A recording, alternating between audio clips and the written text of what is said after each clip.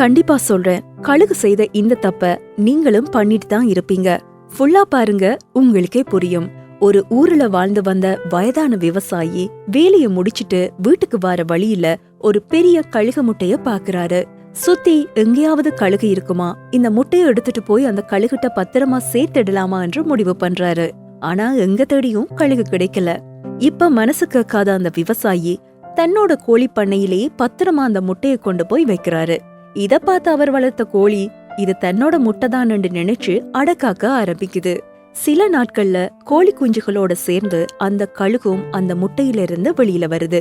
கோழிங்க கூட்டத்துல தானும் பிறந்ததால கழுகும் தன்னை கோழியண்டு நினைச்சிட்டு அதுங்க கூடவே வாழ ஆரம்பிக்குது.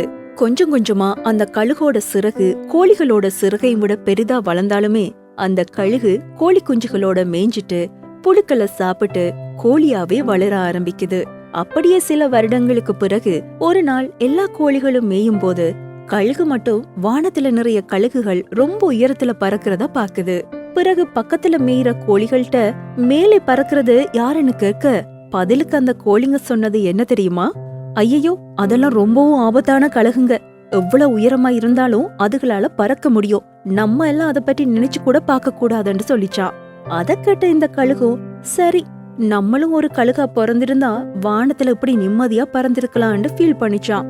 இப்படி அந்த கழுகும் ஒரே நினைச்சு அதுக்கு வயசும் ஆகி அப்படியே கோழி கூட்டத்துல இருந்து ஒரு கோழியாவே இறந்து போகுது. இந்த கதையில வார மாதிரி தாங்க அந்த கழுகு மாதிரி நம்மகிட்ட எல்லா திறமைகளும் இருந்தாலுமே நம்மள நிறைய பேர் சில நபர்களால மட்டும்தான் பெருசா சாதிக்க முடியும்னு நம்பி முயற்சி பண்ணாமலே விட்டுறோம். இந்த கதையை கேட்ட நீங்க முடிவு பண்ணுங்க, நம்ம தோட்டத்துல மேயிற கழுகா இருக்க போறோமா இல்ல வானத்துல பறக்கிற கழுகா இருக்க போறோமான்னு. இந்த ஸ்டோரி உங்களுக்கு பிடிச்சிருந்தா உங்க ஃப்ரெண்ட்ஸுக்கு ஷேர் பண்ணுங்க.